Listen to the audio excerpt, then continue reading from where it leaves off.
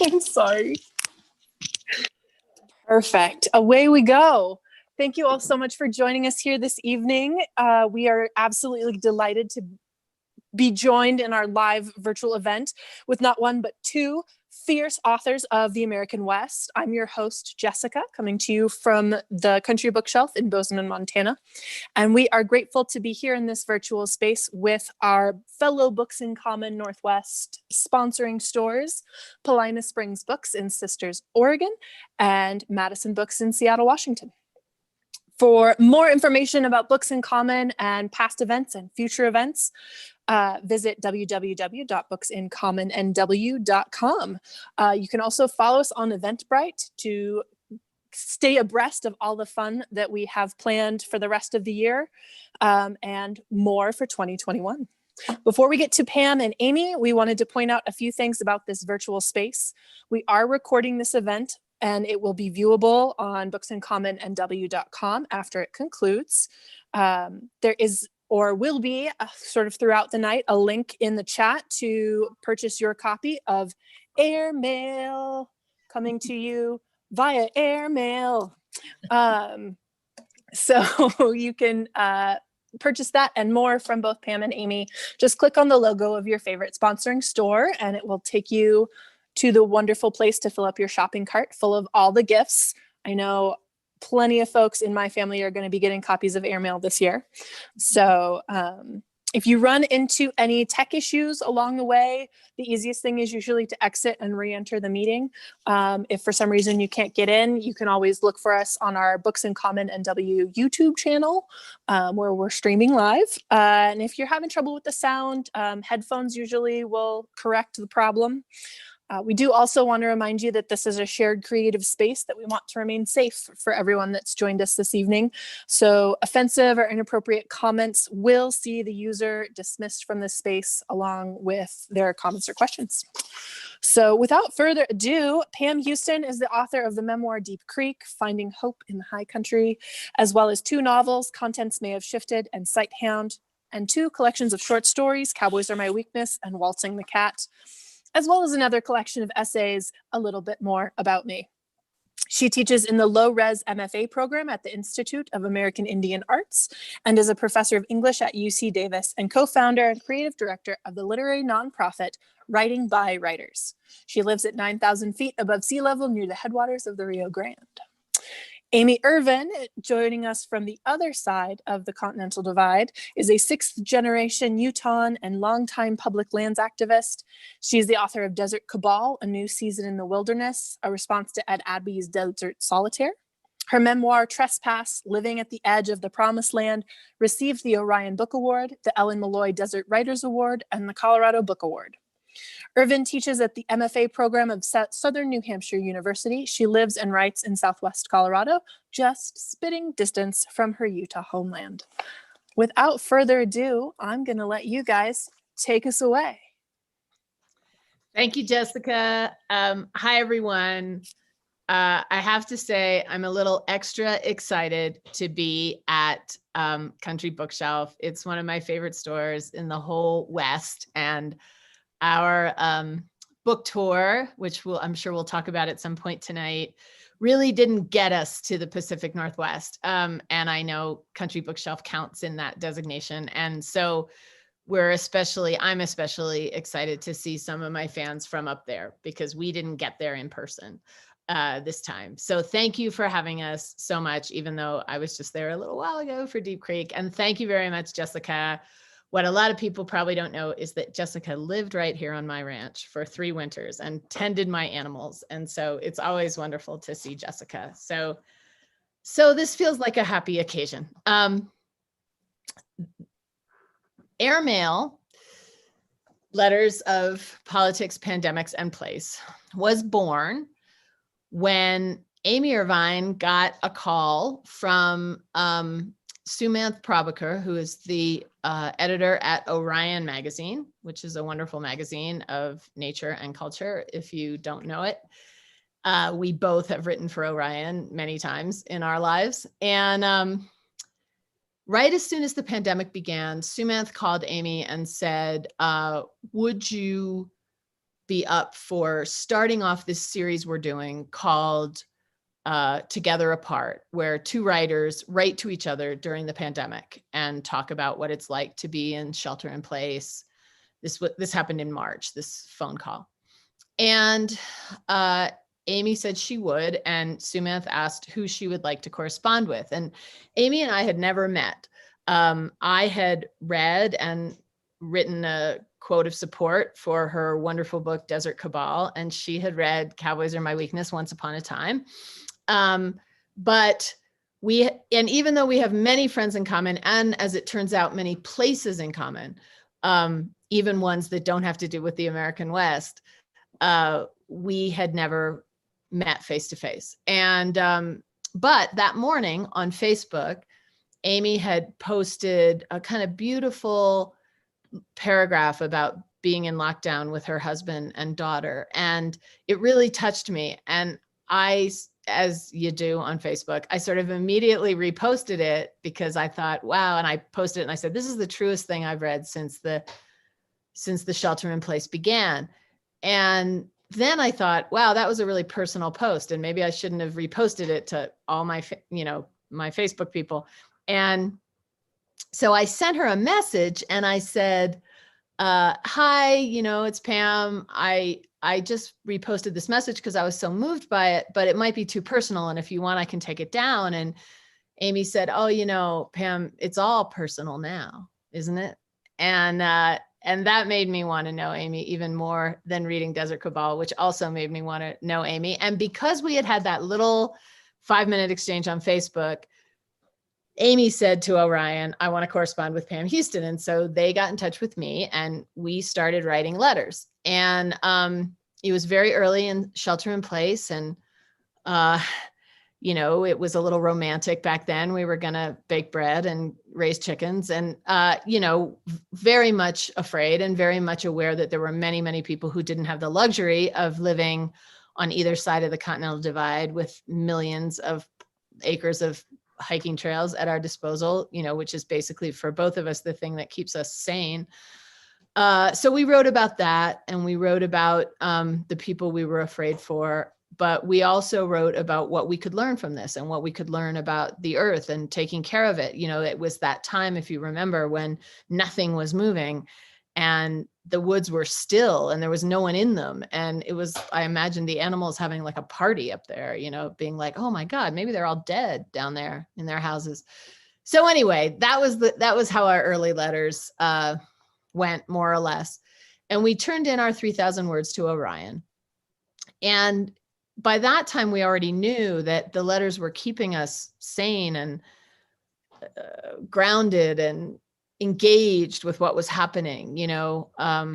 We were forging a friendship and a sisterhood, and we were trying to make each other like each other. We were really writing, we were writing deeply, out of our fear, but also out of our hope for the world and out of our love for this shared landscape. Amy's on the west side of the divide and I'm on the east side. We're about 4.5 hours apart as the car drives, but probably only about 100 miles if we could walk in a straight line.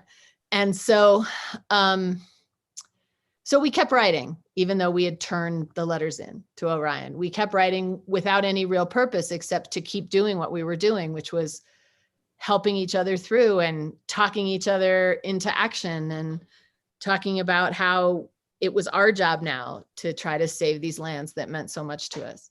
And so we wrote and we wrote and we wrote all through April and into May. And all of a sudden we had 35,000 words, which is just about the size of this little book.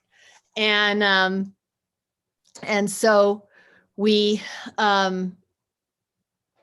said, maybe this is a book, we said to each other, maybe this is, and we said it in writing because we hadn't even ever talked on the phone at this point, all these words back and forth and all this formation of a sisterhood. And we hadn't even spoken on the phone or seen each other on Zoom.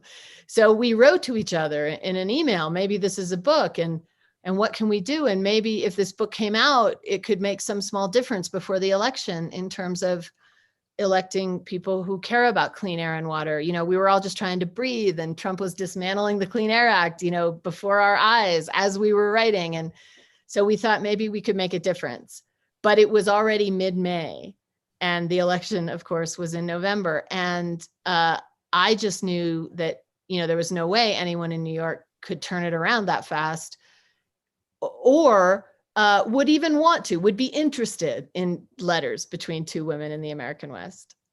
And this is the part of the story where Amy takes over. Yeah. So yeah, we've sort of joked that would anybody in the East want to publish this, because we write so much from experience and from the land and the way we're sort of marbled together in that way, and that sometimes we suspect that our East Coast friends maybe think we're cheating or at the writing, because we're actually writing about these experiences. So and these letters were definitely experiential. They were responding to this intense news cycle and intensely personal, up and down, holding one another up. Still hadn't even texted at that point. But when Pam said, I can't imagine anybody in New York being able to pull this off, and I said, well, I know who could, if anybody can, and that's Torrey House Press. Little nonprofit press out of Salt Lake. Sole mission is to publish voices for the land. They are an extraordinary little house of power women, intrepid women that say yes to everything under the worst circumstances. We dodged every publishing convention you can imagine because they were game for this crazy ride that we had concocted. And so even though there was a pandemic, and even though they didn't have it in the budget, and even though there was this election, and probably because the Clean Air Act, the Clean Water Act, and all the public lands guidelines and the ways that we steward the land through advocacy and through Congress and through the administration, the Trump administration, all that was starting to fall apart very quickly before us. And so at the beginning, the romance was not just between us, which we had to look up the word because we knew there was a bromance, what we didn't know what you called it, between two women. And it's a womance, in case any of you wonder. And so, and I've like gone so circuitously that I can't remember where I was going, but I'll find my way back.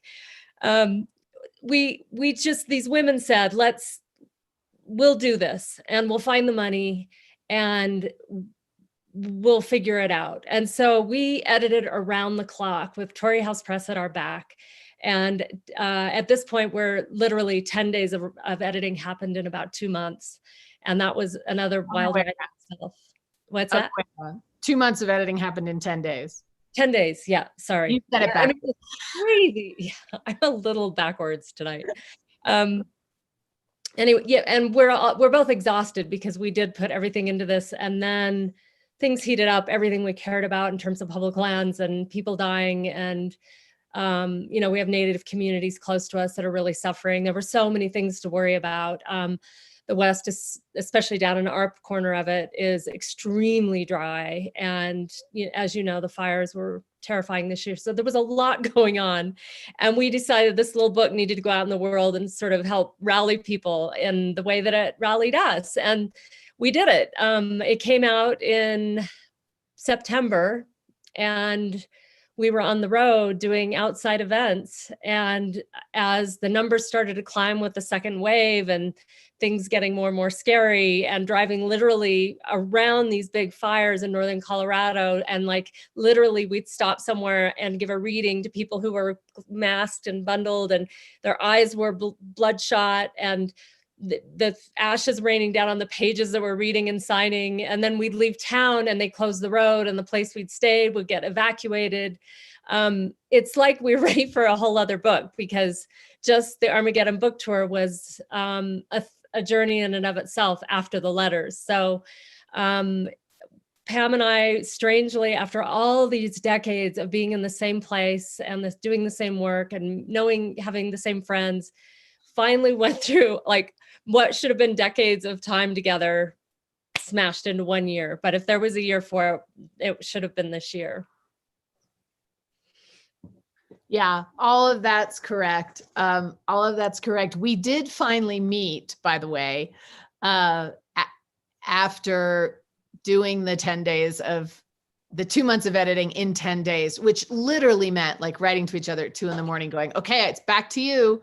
I have a break at noon. If you can get it back to me by noon, I'll take another run through, because of course, you know, the letters depended on each other. So if Amy cut something that my letter referred to later, I had to notice that. And we didn't want to do too much editing because we wanted them to really maintain their original energy and their original, you know, imperfectness. You know, they were letters, you know, they weren't really written to be published, but we also, of course, are craftspeople, and we wanted the book to have a good arc, and we didn't want to repeat ourselves. And, you know, we wanted to maybe take out a few things we'd said about people we both know. And so we did have some editing to do. And so after all that, and the book went to bed, we met on Zoom at a marketing meeting for Torrey House Press. We saw each other face to face, and then we met in Santa Fe.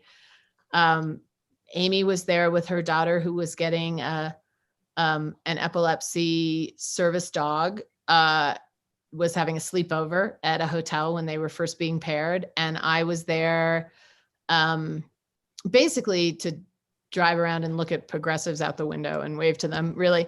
That's why I was there. But, and we met at Amy's hotel, and we sat outside on the porch, and we talked for hours and hours and hours. We talked from about 5 o'clock till about 1 o'clock in the morning. And her daughter Ruby and Hachi, the dog, went to bed partway through, and we just kept talking. So this sisterhood that we made only with letters continues, and continued into the Armageddon book tour, which Amy already described.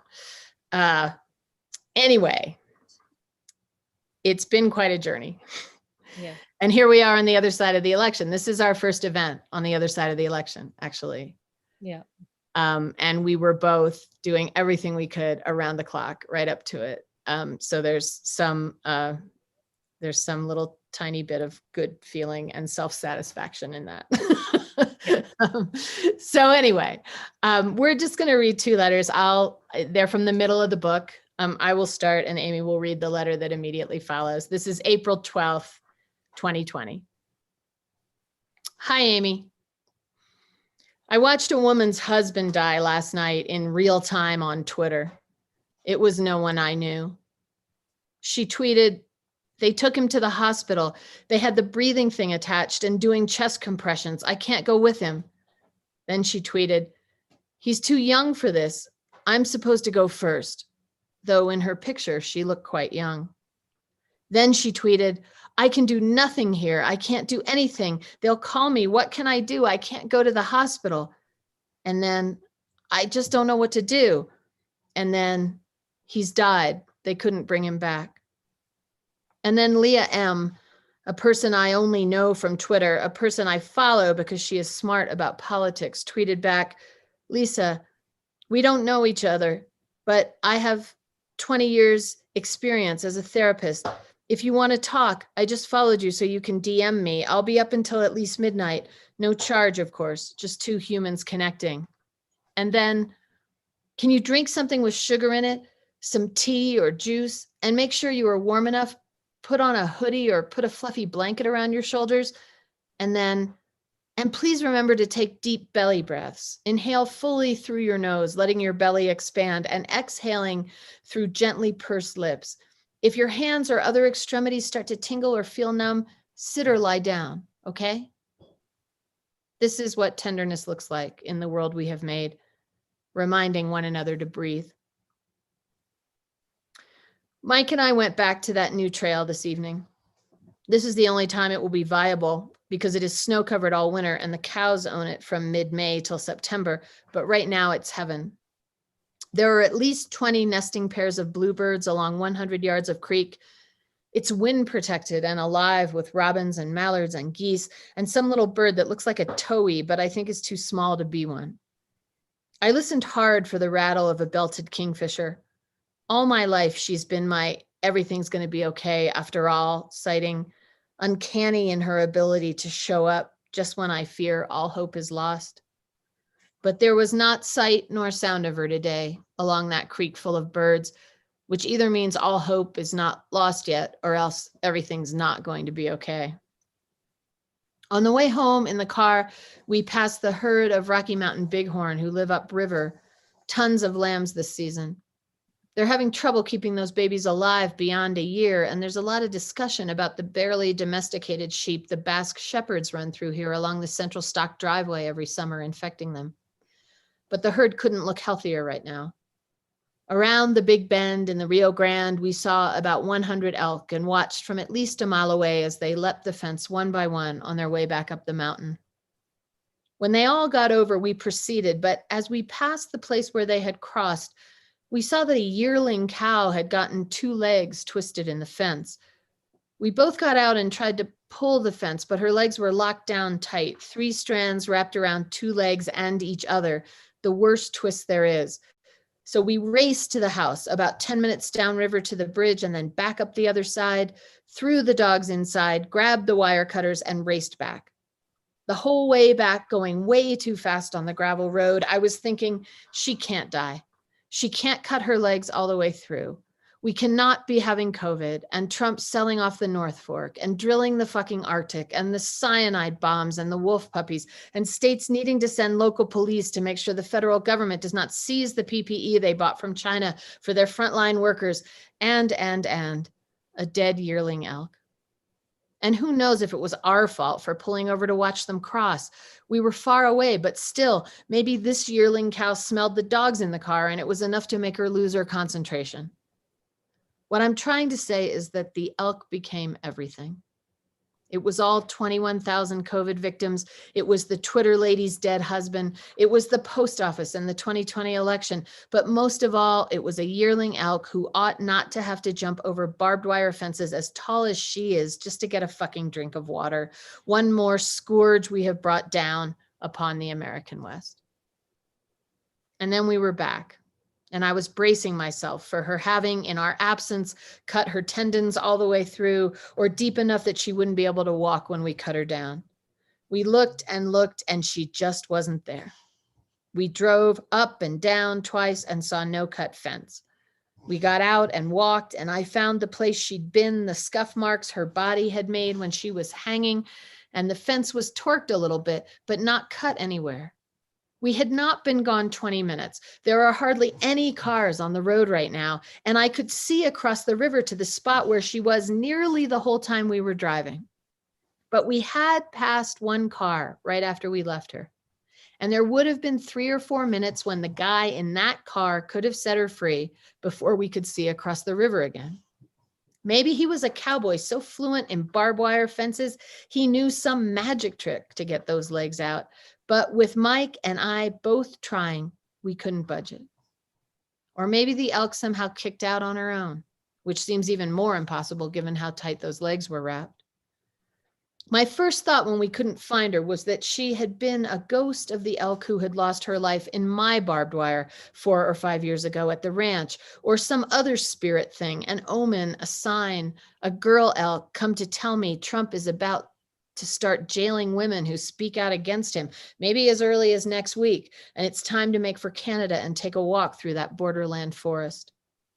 When I found the spot where she'd been, not a speck of blood anywhere, I thought it might be a sign of a different kind, that somehow this virus will change hearts and minds and the way we walk on the earth and what kind of person we want to be president.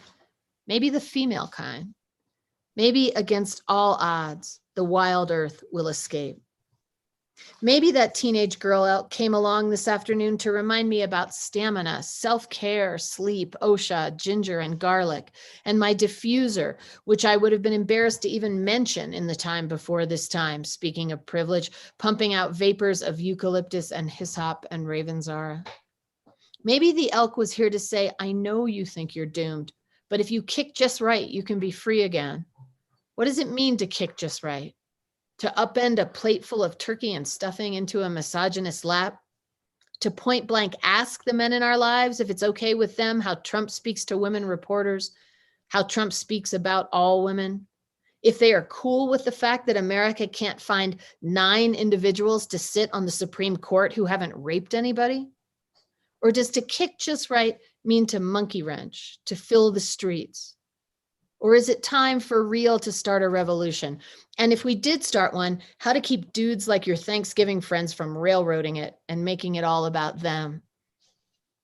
I was at a writer thing in Aspen nearly a decade ago, being taken out for expensive sushi. And there was a recent Pulitzer Prize winner there, and another male writer fawning all over him. And after some time, the fawning man remembered I was at the table.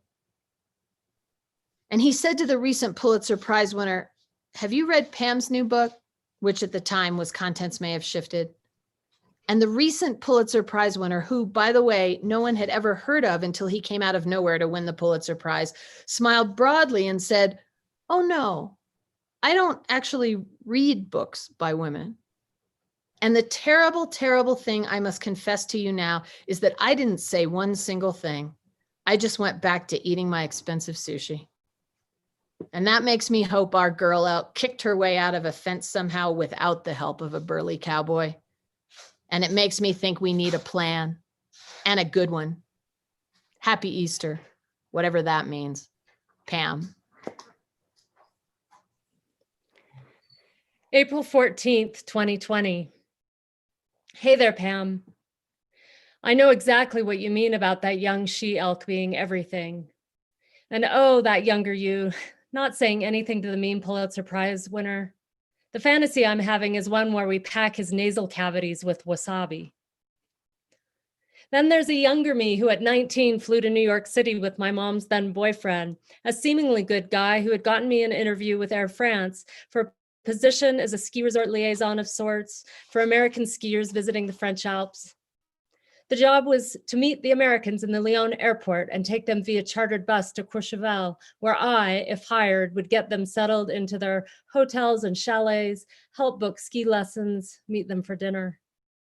I didn't know much French save what I'd learned in high school, but I hired a tutor, practiced my tail off for weeks, slept with a French conversational cassette playing all night long next to my bed. I wanted that job more than I'd ever wanted anything. And when I made it through the first interview in Park City, my hometown, this boyfriend of my mother's, my connection to the airline, accompanied me to the New York's offices for a second interview. When we arrived, we were informed there was no hotel room, that we'd be staying in the apartment belonging to the American man who had interviewed me in Park City. First, we went out for, you guessed it, expensive sushi. I remember drinking enough sake that I challenged the sushi chef, who was a former sumo wrestler, to an arm wrestle. He won, of course. Later, in the apartment that turned out to be a studio apartment, the guy gave my mom's boyfriend and me the fold-out couch, which was awkward, but there was so little real estate it was hard to sleep anywhere else. Our host took the floor. I woke up in the middle of the night to find him on top of me, and then I was wrestling for real. But weirdly, I wrestled in silence because, get this, I didn't want to wake up my mom's boyfriend. Of course, there was no way that he slept through the whole thing, but he pretended to. On my own, I fended the guy off, but just barely. For the rest of the night, I didn't sleep a single minute. I lay there wide-eyed, my body coiled like a box spring. I didn't even get that it was an attack, that my mother's boyfriend had let me be assaulted. All I know is the next day, my head was wrapped in wet wool as I sat down in one of the fancy Air France offices with a VP of marketing, and I bumbled my way through the interview. Eventually, the VP said, "Your French is an atrocity, but you're cute enough. You've got the job." I was so grateful. Grateful. My mom's boyfriend never said a word about the night in the apartment, and when the guy who had climbed on top of me said, "You owe me," he set out to make my winter in the Alps miserable. He even tried to get me fired, but at least I knew how to fight back in that arena, meaning I kept my job. It was one of the best winters the Alps had ever seen. I mean, fresh shoulder-high powder almost every morning for 2 months. It took me years to see why I failed to savor it, why I stayed holed up in my little apartment eating croissants, except for when I was on duty helping the tourists. Here's the kicker, though. It wasn't until last year at 53 years of age that I recalled the night in the apartment and could name it for what it was. The other day, we were buying some beer so that we could enjoy it after our hike, and a big black pickup, one with a MAGA sticker, pulled up in front of the liquor store. It was a man I know, a man who I'm a little afraid of, but also like. if that isn't fucked up right out of the starting gate. So here's my newest dirty secret, and I feel so ashamed that even here and now, I let myself be caught in the wires again. I was beside my car, having just put the beer in the cooler, when this guy strode over with open arms. I froze. It happened so fast, but I let him hug me. I held my breath. I barely hugged back, but I let him hug me. It was an instant, and then I jumped back and said it was nice to see him, but that we shouldn't be hugging. He scowled and said it was clear that neither of us was sick. But I was sick. I was sick that I froze, that I let him tangle with me. Not only was I that girl elk, but he was my father, he was the Air France guy, he was my ex-lovers, he was the guys at Thanksgiving, he was Trump, and he was Kavanaugh. He was the hunter and I was the hunted, and in that moment, I could only play my prescribed part in the equation. I want to puke now, telling you about it. My heart was pounding when I got in the car and grabbed the wipes, the only ones we have, and scrubbed myself silly. Then I had Devin scrub my back where the man's hands had touched my shoulders, as if I could scrub away that equation, that agreement, as if I could start over and just say no. The whole thing made me think that maybe I have no business writing a book about what it's like being a badass woman warrior. I have to keep looking beyond the fence to the horizon to know there is more out there, that I have every reason to keep kicking.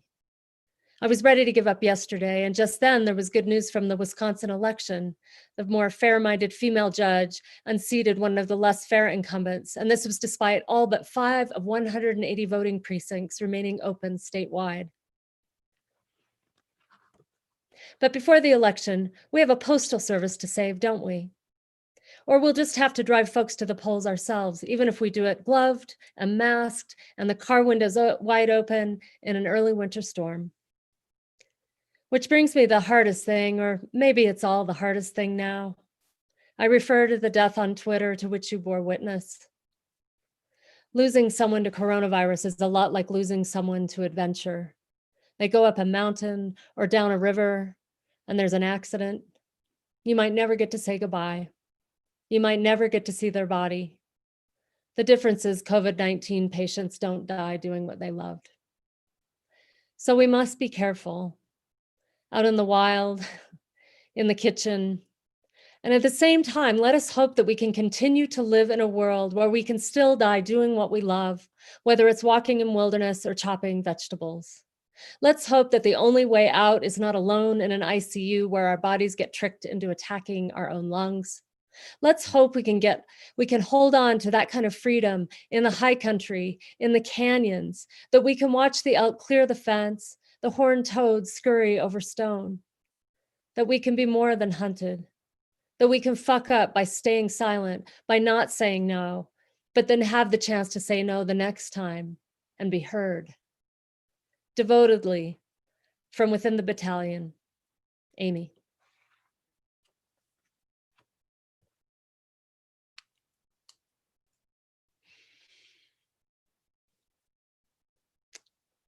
I think Jessica's going to come back on and field questions. There she is. Hello. Sorry, I bumped my screen here. Well, thank you for that. That was devastating and beautiful, and I had to go compose myself. My first question is fairly simple. Were you writing physical letters with pen and paper, or were you emailing? We were emailing. We never would have gotten it done before the election if we had been emailing from Creed to Norwood. That would not have happened. But no, we talk a lot about letters, and we have the cover with the raven carrying the letters. But in fact, they were emails. But the truth is, I think we both wrote them as letters and then attached them to emails. It was just a conveyance. They were, as you heard, they were very different than normal emails or text or tweets, or they were considered things that took us hours to compose, like letters, even though we did use email to get them to each other. Has your correspondence changed since the publication? I'm assuming you haven't stopped just because of the way that your connection comes through in the book. Yeah, we took a break because we had to catch up on our lives. I mean, we dropped so many things other than, it was basically our students and the letters and just trying to keep abreast of the news cycle so that we could address it in the letters. And we really had to attend to our partners and our creatures. One of the creatures included is my daughter. And then we were on the road, and then we really like hit it hard and trying to sort of do whatever little part we could do to galvanize people to get out and really be a part of this election cycle. It was so interesting on the tour because, you know, it was for a lot of people in towns like Ridgeway and Telluride and Basalt and Boulder, Utah, you know, this was like the first thing people had done in months, and they were always outside and they were always limited in size, and all the chairs were distanced, and, you know, it was all done really well.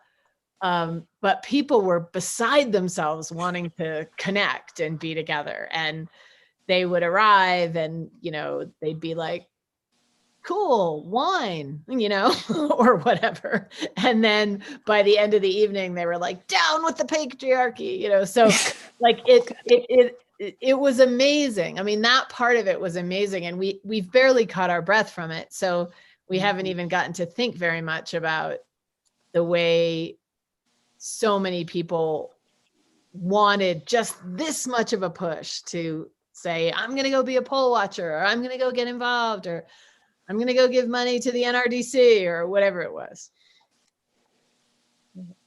And the letters have continued. We got back at it right before the election.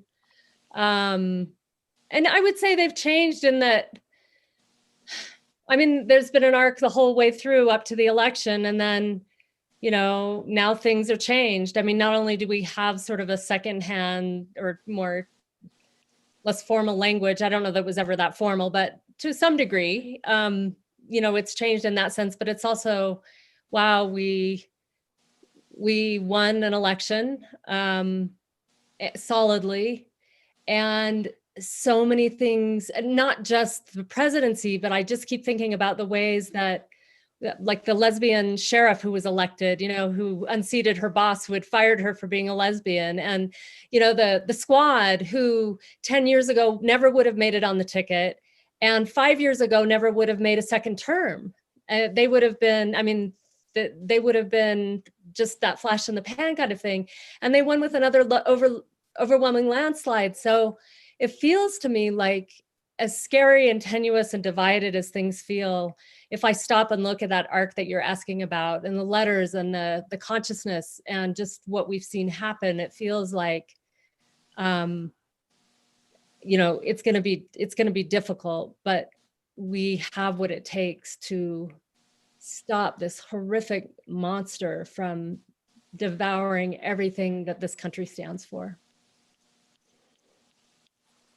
Well, hearing about the Armageddon tour and all of that, one of the things that struck me, I think, very early on as you were corresponding back and forth, was sort of this idea of the psychopomp, and that you are leading our minds, at least, through this new space. And I was particularly struck by Pam's permission to suck. And as we sort of begin this third wave, and there's been so much new information about how this third wave is going to be different from 1 and 2 and all of that, I'm curious, what are you choosing to suck at these days?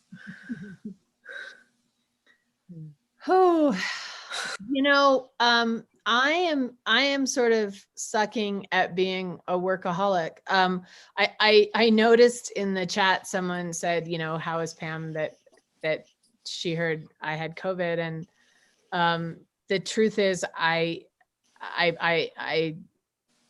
feel like I have a lot of long hauler symptoms, and I'm just really tired all the time, and my heart gallops a lot, and some other things that scare me. And I've been working really hard. I mean, all of my work went online. All of my teaching work, amazingly, went online, and I'm so grateful for that. But I really have this fantasy of sleeping and doing puzzles and taking baths for a couple months. It was that fantasy that we thought was going to happen back in May, and then we started writing a book. And I'm tired, you know, and so I kind of want to hibernate this winter. And so that, I know that's not sucking. In fact, it's kind of the opposite of sucking, because it's probably a gift I should have given myself like 25 years ago and never did, but I'm determined to do it. And I guess I would also say about the third wave, which I'm not sure if this is the question you're asking, but it just continues to make me sad that people won't take care of each other and wear masks here in my community and in lots of communities. And I mean, as someone who, you know, who had the virus and who isn't over it 8 months later, and then of course, you know, to not even, but here I am breathing, talking to you, doing my work. You know, there's so many people, so many thousands of people who aren't with us anymore. I can't understand it. And so another thing I want to do this winter is to try to figure that out, or try to write my way into it. You know, I really don't understand it. I mean, I know what I read, and I know what they say about freedom and patriotism, but I can't believe that people don't want to take care of each other in this simple way. I mean, that sounds probably very naive, but I need to spend some time with that and to try to figure it out, because it blows my mind every single day. Yeah. To add to that, I also, I came back from Asia last winter with what was no doubt COVID.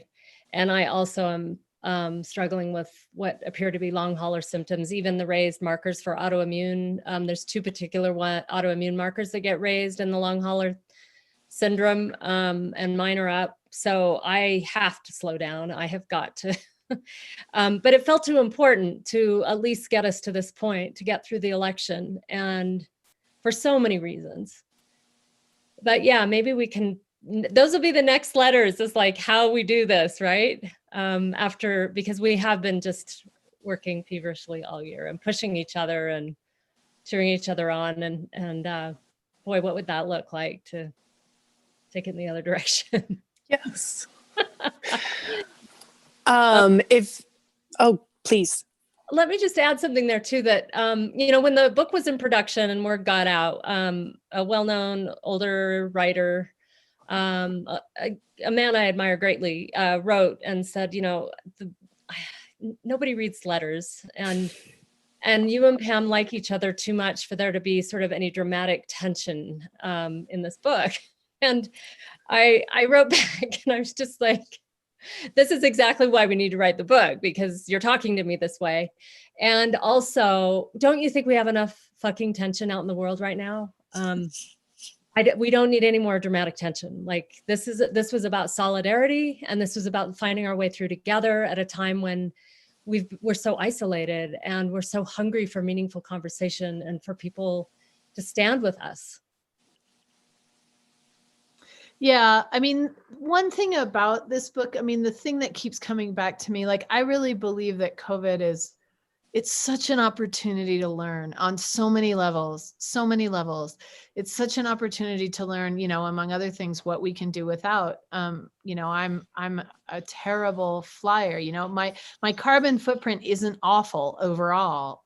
My dog's like when the house is 60 degrees. I don't have any children. Like, but my flying is terrible. It's the terrible part of my carbon footprint. And there would have been a time when I would have said, God, are you even a person if you're not flying 100,000 miles a year? Like, are you even a person if you're not showing off how well you can navigate a rental car terminal? You know, like ridiculous shit. But I really wondered, like, who am I if I'm not zipping around? And, you know, I haven't been anywhere in 8 months and I'm still me, I'm fine, you know? and that's a huge learning experience, you know? But the other thing I wanted to say is, what rose up out of this book is something I've been saying for years, and especially since the Kavanaugh hearings, which for me were just like the big day when I got it. Like when I was like, oh, I see, I see what we are, in the grand scheme of this country. Like I think for many people, and it was that day did such injury to me personally, but also of course to all women. And I just believe so much in like the power of women, like the untapped power of women. We all know so many women who could do anything, who could fly to the moon if that's what they wanted, and without a spaceship. And I just feel like there has to be a way, especially now, like now that we've stopped the bad man, or some of the bad men, like now we gotta figure out, as Amy says, how to stand together. Like we've got to figure out how to get in groups, virtually or actually, and really start doing some stuff.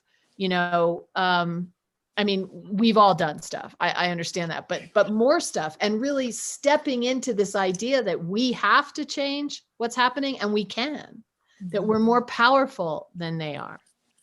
And I believe we are. And when I say they, I don't mean like all men. I mean, because there's a lot of men who stand with us. I don't mean that. I mean the people who are trying to destroy the earth, and the people who are trying to keep many, many, many groups of people from having equality and justice. Well, I feel like that kind of dovetails into one of our audience questions from Eduardo, who asks, how much of a surprise has it been how abundantly Airmail has been received? First of all, hi, Eduardo. He's our roadie. He loves us. He's really wonderful questions, and he's always there. And he's one of the good men that stand with us, right? Like that's exactly what you're talking about here. Even though on average we had one man walk out of each event, but nobody was rude about it or angry. They just politely stepped out. And I think that they knew better than, like, there is such strength in numbers. And I'm getting to that, Eduardo. Maybe this is the long-winded answer. Is that I think, we've talked about, can you imagine if one of us had written something like this on our own and then tried to go out on a book tour alone? And I just think that it would have been so different in so many ways. Obviously, it's an entirely different piece of work that way, but to stand up there together, I think nobody was going to mess with us. Like people were like, okay, Pam and Amy are already so mad and ready to be really fierce about everything that they care about. I'm just going to slip out quietly rather than flipping you off, or, so I was surprised, Eduardo. I think what I was surprised most about, having gotten a lot of heat about every single thing I've ever written, that this book we got less heat for. And I think it's because that is the power of women that Pam's talking about here. You get our voices going and you get that ferocity going, and everybody goes for the ride. Like everybody's ready, because women know how to gather people and make things happen. It's a communal thing. There's so many reasons for it, but we're really much better at making a plan and getting everybody together and taking care of things rather than killing everybody. And so I feel like there's something there that was really exciting. The other piece that was really great, which I think Eduardo's heard us say before, was it sort of felt like being women in the French Resistance who were also fighting fascism. I'm not trying to glorify what we did, but it was fun because a lot of the regular avenues for delivering books to people weren't in place. So we'd be out on the road and we get a message through Facebook from somebody saying, can you stop at County Road such and such and hand off 15 books for my book club? Or so we were like doing these deals out of the back of the car, like we were, I don't know, Tupperware salesmen or something, and helping women out. And it was so great to meet them out there in like these howling winds or these on the edge of these fires. And I just felt like we were all trying harder to be our best selves. And that meant not being so comfortable and so, sort of like, well, what do I have to do? Like really stepping into who they were and being a part of the change. Yeah. I feel like while this is letters between the two of you, it's also sort of a group letter to the rest of us that are voyeuristically reading this after the fact. And I'm curious, who would you send Airmail to now that it's out? Who do you think would get the most good? Like we've saved the post in the magical world where we've saved the post office and everything else. We dedicated the book to young women, a whole long list of them. Both young women we know and young women who are in the news fighting for justice. And,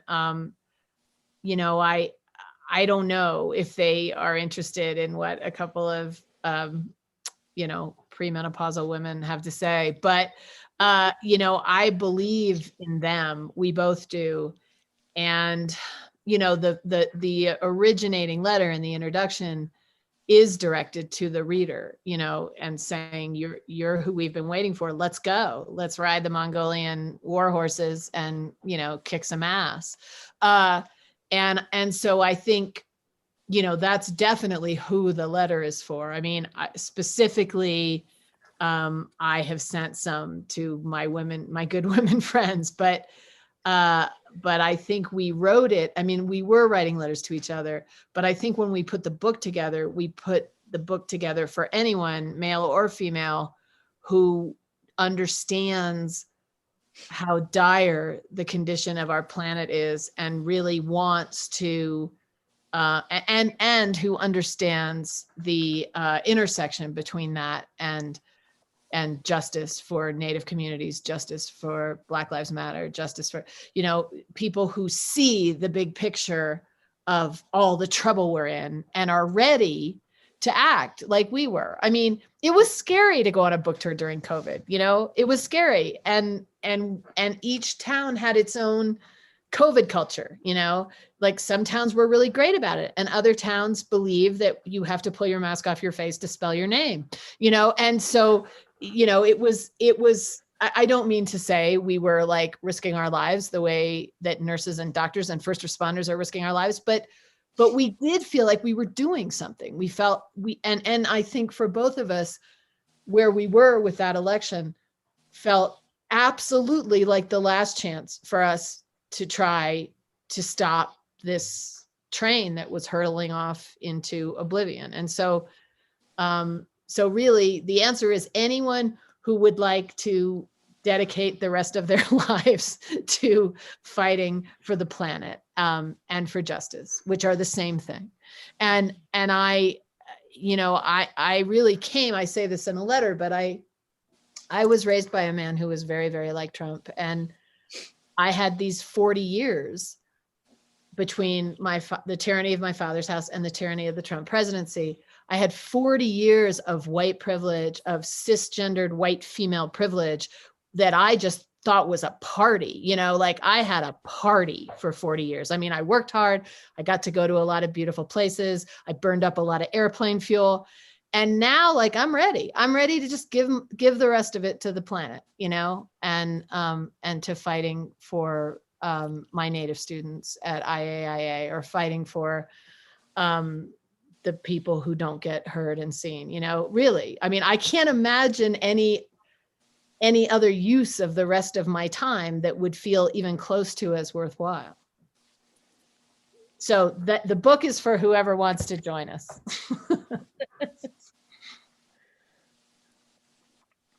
Do you have any particular person in mind, Amy, or are you just concurring, co-signing?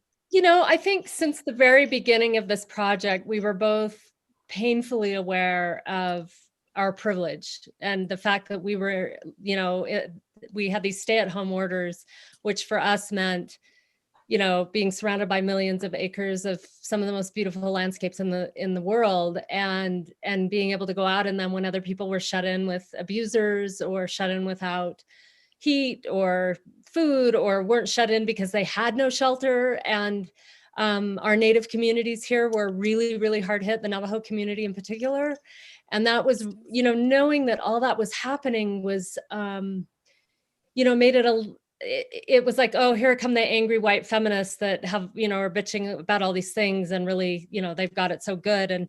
And so, it was always a tricky thing in the letters to be acknowledging that and sort of shining a light on these injustices that needed the light shown on. Like, we weren't talking about public lands in terms of recreation. I think we've moved beyond that kind of possession. I think we are now at the point where we're talking about ancestral lands, and and what we need for the planet to survive. Like, we need pristine, large tracts of biodiverse landscapes. And so we, like, so much of what we used to be about changed like almost immediately in the writing. And it was actually a really good thing. It's too bad that it took this to make it happen. Not that Pam and I were ever oblivious to it, because that hasn't been the case for either one of us. But just like, if I could somehow make that book speak, like shine a light on these things, these bigger issues, so even more than we did. I know that part of the trick was that these things were happening, like one Black man after another getting killed by police. And it had gone into galley form when George Floyd was suffocated. And that was really hard, because it's like, do we keep writing to include all this? And at some point we had to stop, because the news just kept getting worse and worse and worse, and we just had to stop. And it felt like there were all these things that we didn't get to give enough airtime to, no pun intended. So I would want, I would love it if there's a way that it could help the people that have suffered the worst. Mm-hmm. Well, I think one of those people is potentially in the audience. Lily asks, if one were to desire to experience your land, can you recommend a place to begin such a journey?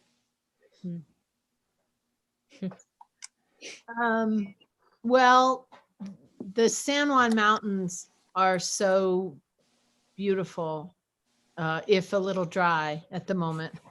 And I would just say the Weemanooch Wilderness is particularly glorious, and that can be accessed from various places around here, because it's the 5th largest wilderness in the country, or maybe just in the 48. But in any case, it's a big wilderness, and you get up high there. Even now, I mean, we had so many people in RVs this summer from all the other places, but if you get into the wilderness, in other words, away from the cars and vehicles, you'll still be up there by yourself. And there's just, some of the largest aspen groves and some of the most beautiful, mountain ridges and faces and high alpine lakes. And it's a wonderful, wonderful area. So I would recommend the Weemanooch. Yeah. I'd also, by the way, like to get the book into the hands of my senators and Congress people, especially the gun-toting bar owner. Like her to have one. Sorry. Who is all about QAnon. Yeah.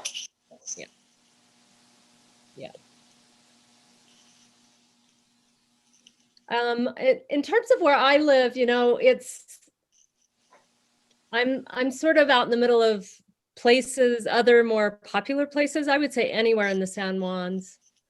I mean, the trouble we're having now is that there's too many people out there. I mean, like thousands more people than, like, you drive into Telluride, which has always been a beautiful place to go in the summer. And I literally could not open my door to get out of the car to do some of the public access training we had to do with the service dog. The trainer's like, we can't do this here. It's like the Olympics are happening. And it was absolute madness. And, I think you can't go wrong anywhere out here. I think the more obscure places are, just, I wouldn't Safer. even know. Yes. I mean, it's like an hour to get into Moab now. So don't go to Moab. And nobody's wearing a mask over there. But yeah, I think the San Juan Mountains are a good bet. They're big and beautiful. Wonderful. Well, our next audience question, and I see some of you have found the Q&A, but just as a reminder, you can drop questions for Pam or Amy in the chat or in that Q&A bubble, and we will get to them as we can. Fern says first, before asking, you both gave such articulate voice to what I've been feeling that reading the book was cathartic. Thanks. Your letters included some very personal information. Did you have any hesitation about including these parts of your letters in the book? I've always been accused of writing too personally to begin with. This was the first year where people said, would you write something like that personal, intense stuff that you always write that we always turn down? And so I don't think either of us thought twice about it. We were just so, all that mattered was like making sense of now and who we were in the now. Yeah, I've never shied away from writing the personal. And, you know, I think, I mean, it's back to what Amy said to me, you know, it's all personal now. In that first exchange we had where we were actually speaking directly to each other.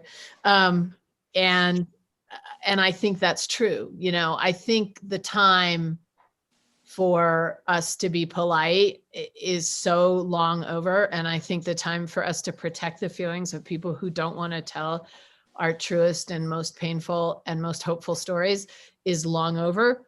You know, we have both been silenced in a million ways by a million mechanisms of society in our lives. I mean, we all have. And, you know, what would I be worried about, you know, at this stage? Like, honestly, like, what would I be worried about? That, you know, someone would think I was, I don't know, too vulnerable or too feisty or too, I don't know, all the things I want to be. I want to be vulnerable, you know, I want to be powerful. I want to be honest. I want to be as honest as I can be. You know, that's what life is for a writer, is just trying to be more and more and more honest until you die. You know, you just, it's like remember in that movie where Kathy Bates wrapped herself in cellophane and she kept peeling off layers. You know, I just want to keep peeling off layers till I die. And so there, I mean, it all just goes back to what Amy said. It's all personal now. If we're going to survive, it better be, because like there is no time to be polite. There's no time to protect everybody else's feelings. And who would we be as teachers if we're like encouraging? I mean, we both give a lot to our students. Like, it's a really big battle for us. And who would we be as teachers if we're pushing our students to tell their most vulnerable, most intimate, most true story, the story that matters, because it's the one thing that we have that changes the world. It's the one thing that is uniquely ours, that you put it out there, that changes, that has a chance of getting under someone's skin and making them see something differently. And, you know, like I know it was this way for Pam too, but I had students homeless in the California fires. I had students with COVID. I had students just frozen in trauma, as we all have been. And I don't think we have even like begun to name it or have language for the new way that we've been traumatized. But all, you know, to push somebody to keep writing through all of that, you gotta be showing up yourself. And it is the one thing we have that changes the world. When people ask me why I became a bookseller, it's because books were worth going inside for. Mo queries, the monster is a many-headed beast. No. How do you both, in your personal interactions with the various manifestations of the beast, relate to them? What is the healing path?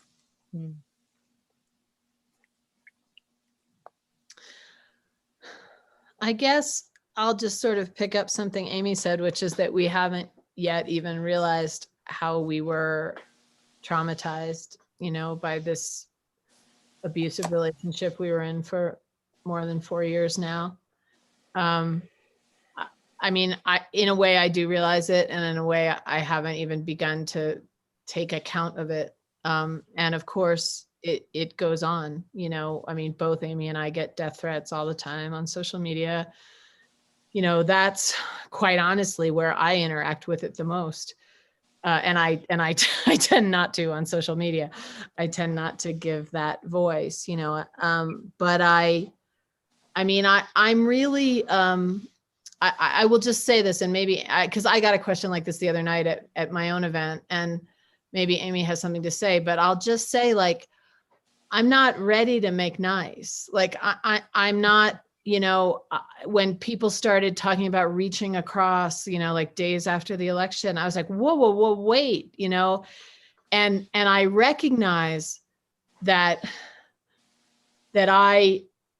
we're not going to get any kind of unified approach to anything, including the coronavirus, if we don't try to talk across this gulf that, Trump and the GOP has made. But by the same token, there's so many dead people, like there's so much damage. And I don't feel ready to trust or even really engage. And maybe that's wrong. I mean, I'm a little embarrassed by that, but I'm still Amy and I have talked on this trip a lot, on our trip that we are now home from, which but still goes on in our minds. We talked a lot about, about how, like, the deepest component of the rage that we were both feeling is love. And I think that's true. That rage isn't anger. It's something else that comes out of a deep love for humans and the earth and the creatures on the earth. And, all of those things have been so abused. And in particular in the last 4 years, but not exclusively. And so, like, how do we say, oh, okay, well, now it's all better. Like, I don't know, I don't feel like this is a normal election. And I don't feel like, I really don't know how to, like, I know how to fight for the things that matter to me, but I don't know how to reach out and, like, talk to the monster. I don't know. Yeah. I've spent a lot of time doing that. Jessica, you were mentioning that you had read Trespass, and and that you've worked in Utah, on Utah's public lands and rivers. And so, you know from that book that it's very much about straddling fences and trying to have dialogue and relationship and build trust between my family and communities who are Mormon, conservative, rural, all those sort of categories that now seem to be dominated by Trump-style Republicans, and which is foreign to me because the people I know and love, like my family members, like my grandfather is a rancher, was a Democrat. So it's really a little bit crazy making for me to try and make sense of it. But I'm kind of done straddling the fence, and because it never worked for me, and there's too much at stake now. I guess that's the thing, is maybe there's a conversation to be had. I don't know what that looks like, but I think it's like, like I always thought the marriage advice, don't go to bed angry, was a bad idea, because you got to go walk it off and sleep it off. And, sometimes it's a year before people are ready to have a conversation with one another after a single betrayal. We're talking about betrayal after betrayal and violation after violation and harm after harm. And so, I think it's going to be a long time before something like that happens on a grand scale. I'm completely open to it on a one-on-one if the opportunity arises and it seems genuine. But I'm kind of, I feel like that ready to make nice thing is what women have been trained to do, and I just can't do it anymore. I have male colleagues, writers, who have not acknowledged either of these two books because they weren't, published in New York, and because they were about women speaking in a way that, isn't the way you're supposed to speak in a book, which is hilarious. Because you get these huge rooms of people of, women saying, I've waited my whole life for somebody to talk this way to Abby. Or with Airmail, we had a woman who I consider a fierce, powerful, really intelligent woman who's very engaged in the community, but we had an event with her and she said to us, reading Airmail made me feel safe enough to think my own thoughts and feel my own feelings about what's happening. And that really set it all for me. Can we make it safe enough to think our own thoughts for starters? And then maybe there's a conversation after that. But if women are feeling that, and people of color, and I'm sure men too, I know my own husband struggles now with how to be in the community, how to talk to people that he used to have a conversation with. And now there's, suspicion when they run into one another, like when he's over in Moab. So I think there's a lot we don't know yet.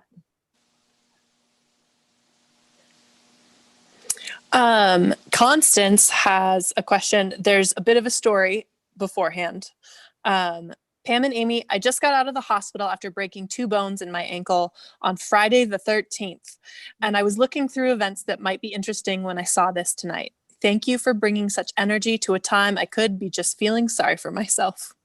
I so look forward to the time when I can see you again. I was shocked that you had never met before this project because you both have such strong, woman-centered Southwestern voices and are a part of the Colorado writing community.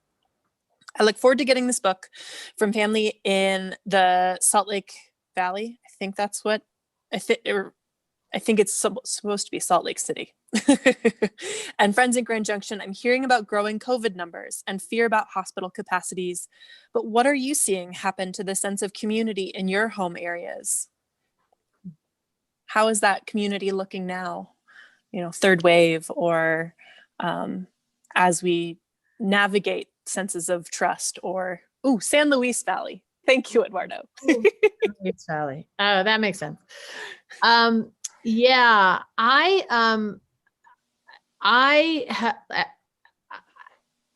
did I say this? Or here, I've lost track of where I've said what. Did I say how sad I am that people aren't wearing masks? That was tonight. Didn't I say that tonight? I can remember. Yeah. I think you did. Yes. We did a radio interview like a couple hours ago, so I've lost track. But I'm,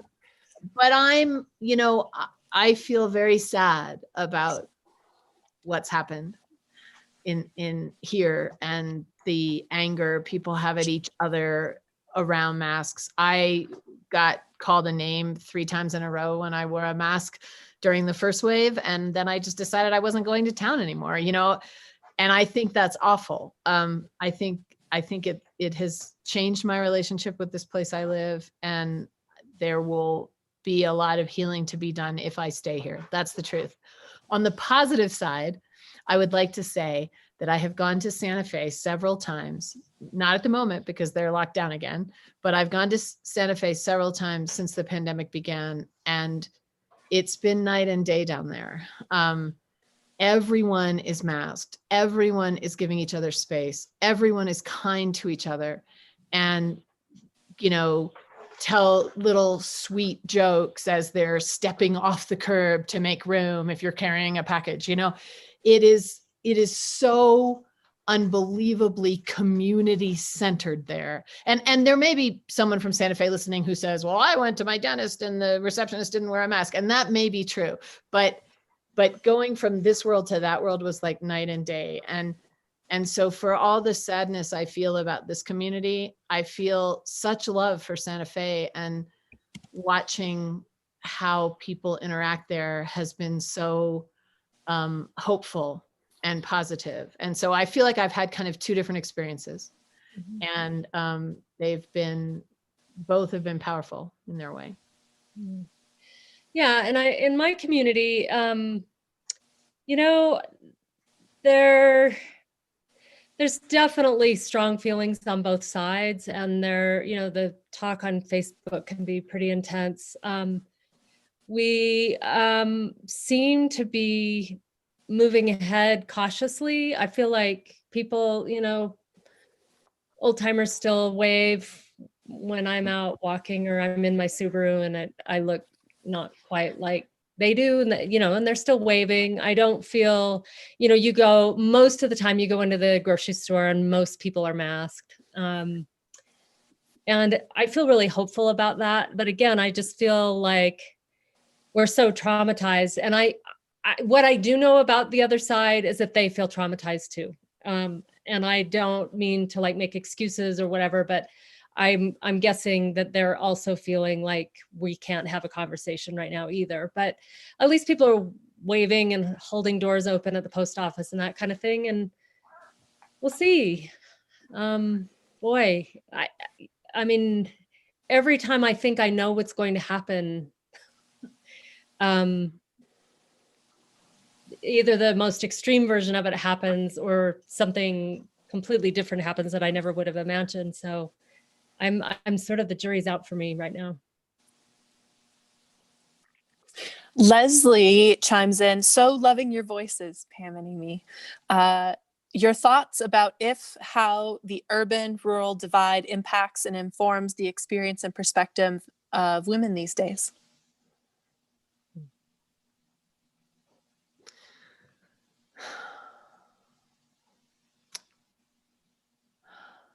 I wonder if it's the urban-rural divide or if it's some other divide. I mean, I guess I would say like I'm still shaking from the election and the numbers of white women who voted for Trump. If not for Black women and Native women, we would have him as president again. And which, as lots of people I follow on Twitter say, we white women have to take care of our own selves, and and we do. And I mean, I think that's in part what Amy and my project is. And it's astonishing to me, that happened again. I have to say, like I try to believe nothing surprises me, but that surprised me. Mm-hmm. And the day after the election, I could hardly pick my head up about it. But I think maybe that's our job, maybe this is the answer to all the questions. Like maybe it's those women that are my target in terms of hoping to have a conversation eventually, and change hearts and minds. But urban, rural, I just don't know. I think it's more, conservative, progressive. I don't see, I have many, many friends who live in urban areas who are absolutely as frightened and engaged as I am. And I have many, many friends who live in beautiful mountain towns who are as frightened and engaged as I am. So I don't think I see a difference there in terms of the positive, Mm-hmm. Yeah, I know that the New York Times just came out with a study saying that they're still attributing AM talk radio in rural areas as being a major influence.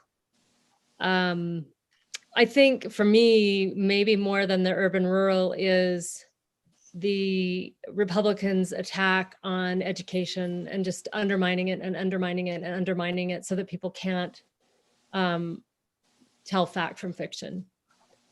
And that may be the thing. And it's a dangerous thing to say, because I don't want to sound like, all liberals are snobby and elitist and think they know something because they're educated. And I do appreciate a lot of rural wisdoms about the land and about animals and weather, but that actual education of how things operate and how information gets determined and disseminated and how facts get proven via science and numbers and all that stuff, and just not traveling or not reading enough. Reading, as we all know here, is how we learn about the world. And when you have poor communities that are not getting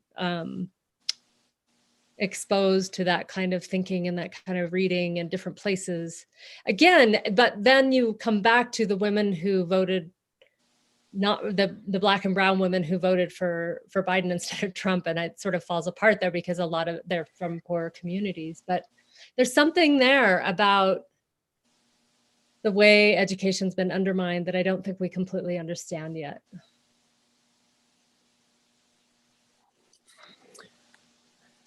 Mary Grace says, thank you both so much for this talk, for your book, and for your ferocious honesty.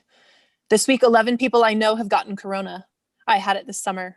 I'm surprised that nowhere in the rhetoric around COVID-19, we haven't heard discussion of sacrifices for the greater good.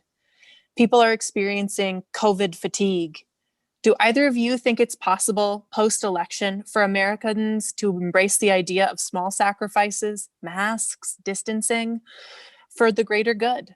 During World War II, people were encouraged to sacrifice sugar and black out windows for the larger community. Are we Americans capable of sacrificing for each other? Are we too divided to imagine a greater good? I believe we are. I still believe we are, and I maybe this is a fantasy, but I believe that when we have different leadership who is modeling sacrifice and science-based common sense. And I don't think it will hurt that probably 500,000 people will be dead by January 20th. I think, and maybe I'm naive, but I think one of the reasons that we're not having a civil war right now, like we were promised a civil war and it's kind of not happening. I think one of the reasons it's not happening is because I think there are so many people on the right who are sick of all this too. I really do believe that. I mean, we all have run into the ones at the grocery store who are not sick of it, but I believe there are many, many good conservative voters who understand that Trump is not a conservative in any sense of the word, and that they will be happy to put a mask on when it doesn't mean that they are somehow not American or whatever. Like, I think when the modeling is different, the behavior will change.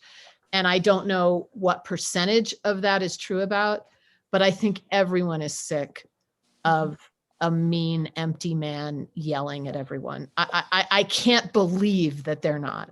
And I think given the opportunity to do the right thing and to take care of their neighbors, most people will do it. I really believe that still. It's just, it's the disinformation that Amy was talking about. And it's also just the modeling has been so off the charts wrong for a long time. And you can't underestimate the power of that year in, year out. Right. Yeah, I would say that I couldn't agree more. Mary Grace is a student of mine. I love this woman. She's a beautiful writer, and I'm so glad that you survived COVID. And I'm sure we'll have stories to tell at some point, MG, but I'm really glad you're here tonight. And I love the way you've posed the question.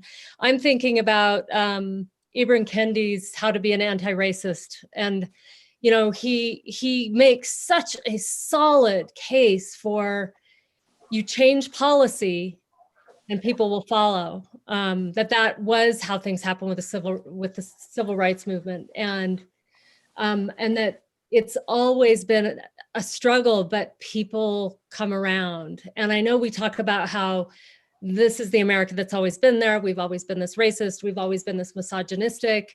And yes, those dark tendencies are there. Like, we know they're there.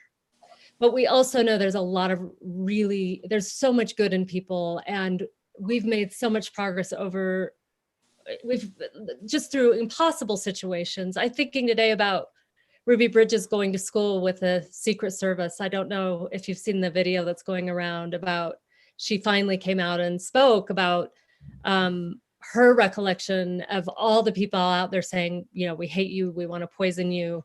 They had a coffin with a black baby in it. And it was just, and the president of the United States, who would have been Eisenhower, I'm forgetting now who that would have been. Again, the menopausal brain, but the point being that the president called and said, I'm sending Secret Service to accompany you to school. And the footage of the hate in the crowds and the white people who didn't want their kids to go to school with Ruby was one of the most horrific things I've ever seen. And yet within days, because the right teacher, after a teacher said, I will not teach this child, the right teacher said, I will. And within a short period of time, there were pictures of her playing with the other kids, because the kids were led and modeled something different through one teacher. So yeah, I have not given up on this. Ruby Bridges does have a new book coming out, so check in with your indie bookseller for that. I have the audiobook in my queue, as it were. But we have approached the end of our time. I'm so sorry. There are a couple of you that I wasn't able to get to your questions, but thank you all so much for joining us. Henry was also seeming to lurk there in the background, like he maybe needed to go outside. So Henry says it's time to go. If you haven't picked up your copy of Airmail yet, I know some of you purchased copies with your registration, but if you haven't, visit those links in the chat. And thank you so much for your support of Books in Common and for Pam and Amy.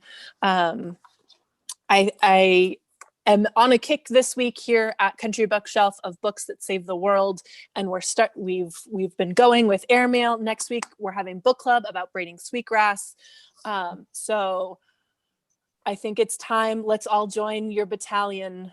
Do you know about this book, Jessica? Yes, I want it. I'm interviewing her tomorrow night on my series, on my Writing and Writer series. Speaking of voices that are going to save the world. Yes, and you can follow Writing by Writers on Facebook, and you can get the information for watching that through there. So there are more ways for us to join the battalion and to fix our own house. Yeah, exactly. Well, thank you so much, Jessica. Always great to see you. Good to see you too. Nice to meet you, Amy. And thank you both so much for your words. Yes. And please, everyone, buy books for Christmas from all the indie booksellers, not Amazon. This will fit in a stocking. It's tiny. It's a perfect. I'm just saying. Thank you, everyone. Have a lovely evening. Be safe. Be well. Bye. Take care. Bye.